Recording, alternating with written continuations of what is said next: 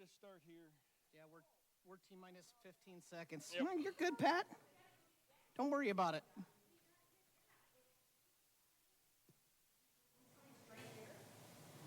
I know that, but...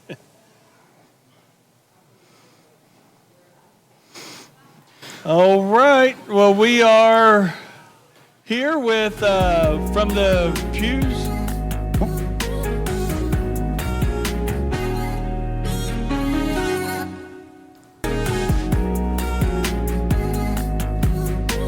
All right. Well, welcome everybody. We're here for our next edition from the people to the pulpit, where we're taking questions, interacting with you and your responses for the sermon. And so since we're not having a lot of responses, we come up here, and it's my turn now to ask questions of the preacher. Usually it's flipped. We're in the same seats, but it's usually it's usually flipped, and yeah. I get to ambush you with questions, and I'm afraid of what's going to happen. Payback, right? Well, I love what you said about forgiveness, and I really, I have this want to write people off, and I really like what you talked about that.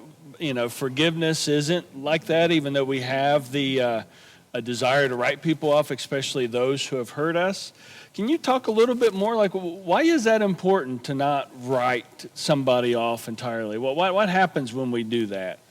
I think that when we do that, we wind up undervaluing the image of God that we're all made in. Mm-hmm. Because if you just write somebody off, if you just kind of put them to the side, it's almost like saying that you don't actually matter to God either.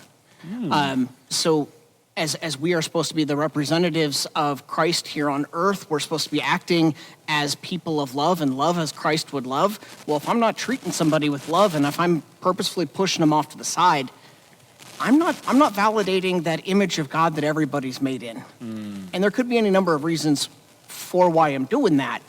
But it's something that I think we all need to be keenly aware of, because it undermines that. At least that's the core of things for me with that. So, sports is coming up. I can't write off all the Tar Heel fans. I'm not allowed to write them off. Those are the enemy of the Blue Devils. It's bad for me to do that. I would say you don't necessarily want to write them off. A little friendly rivalry. I would hope that God's all right with that. If it comes right?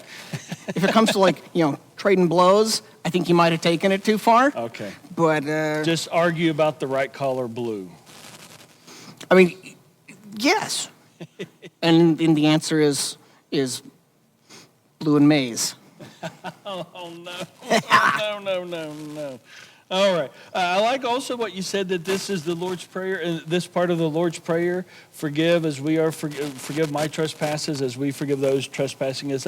This is the first response that we have. What happens if we don't respond in forgiveness? Are there certain results that have? I know it's a prayer, but what happens if we don't have that response of forgiving?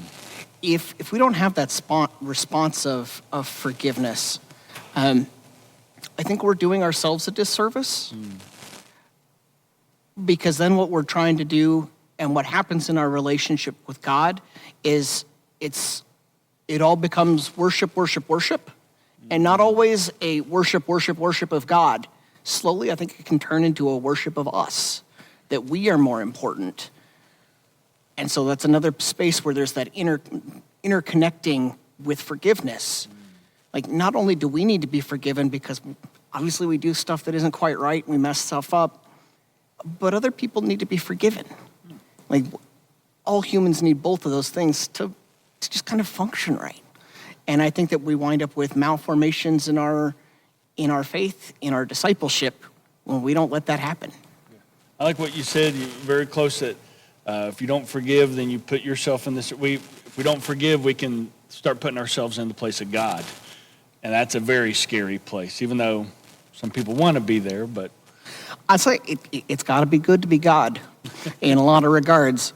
But it's also scary. All the stuff that we have in the Old Testament. I mean, it's just the story over and over and over again where people are putting themselves or putting something before God and making an idol out of this, that, and the other. And God's not good with it, because all what winds up happening is when you make something other than God the object of worship, what you wind up doing is shifting where the worship is going. Yeah. And you're bound to give preferential treatment, which means you're bound to hurt some people. Hence why that forgiveness and God's forgiveness is always that undercurrent. Yeah. And then I guess it goes right along with this. We talked about divisions, and I love what you said. We as human beings, we divide people, Greeks, non-Greeks, Roman, barbarian, Jew, Gentile, Scythians, all of that. What do you think are today's divisions? We talk a lot about how we're very divisive, especially in our country right now. What are, from your perspective, what are the divisions we have? And that can be divisions that we have in the church or just divisions in our society. I think we have some divisions around colors yet again. That red-blue divide. You can see it all over the place, not just in media, but also in social media. That we often get fed an algorithm that is more to cater to what we want and what we want to hear, because that keeps us engaged, and then you can sell ad space. But the reality is, that's just not the reality. That's a silo that you can speak into. So that's definitely one space of division. We have a lot of spaces in division right now around issues of race in our country, and the world does in general as well. Because you see a slight little genetic difference in a group of people, and it makes them a whole different people? What? No. It makes zero sense. It happens, but it makes zero sense. And it's easy to happen, isn't it? And it is, and it comes from a very natural place, unfortunately. At least I think it does. I think it comes from a place where if there's a scarce amount of resources, and what your group is trying to do is continuing on your genes, well, yeah, somebody who has a difference is going to be a threat.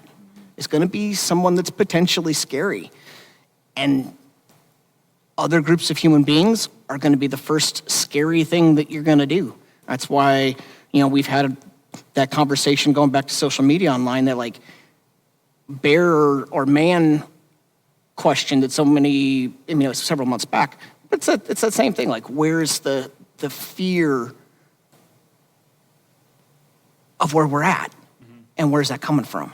And so slight differences, well, that's a different group. That's a distinction. We got to secure our resources. I think comes from a very natural place. And I think that what God allows us to do is to overcome those things, that we can celebrate them, absolutely, and celebrate our uniqueness, but we can also overcome because what we have together is so much more than what we have that's apart. There's a genius here in the Lord's Prayer, isn't it? Kind of addressing all of these things, and that forgiveness and that others and all of that. Yeah. Yeah, that old carpenter kind of knew what he was doing, huh? I've heard that a time or two. All right, so my final question for you is going to be the spotlight. Oh, Pastor Stewart, you took a whole class in Colossians. We used Colossians and all of that.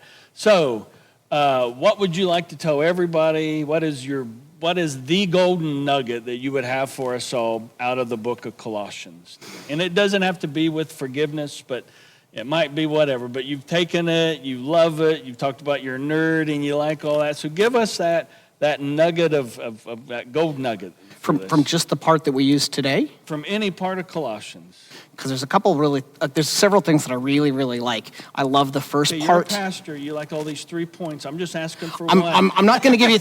I'm not going to give you three. From today's piece of things, I really like the fact that there's that dichotomy that doesn't exist to the people who it's being written to. And so for me, what that says is that this letter, yes, it's to the people who were there in Colossae, but it's also to us. It's to other people. It's wider than just what we've always been, that the body of Christ can be more and should be more. For me, that's the big part with that barbarian Scythian thing. Because realistically, who knows who knows what Scythians are? There's not a whole lot of them around anymore. But people in the Roman Empire, they would have known exactly what you were talking about. But the fact that there's that dichotomy of something that would be unfamiliar, that we need to be open to that, because those probably exist for us because we all have our blind spots. And so for me, that's the biggest takeaway, is where are the dichotomies that I'm drawing in my life that I don't even realize that I'm drawing, because those are bound to exist. That's good. Anything else? Go blue. The right blue. All right. Well, thank you everybody for tuning in, and be sure to send us your questions. We really want to hear from you, the questions that you have. So please be sharing that with us, and we will try to address that as best as we can. But until then, we hope you have a blessed, wonderful day, Lord's Day, and have a holy week. We'll talk to you next week. Bye. Bye, everybody.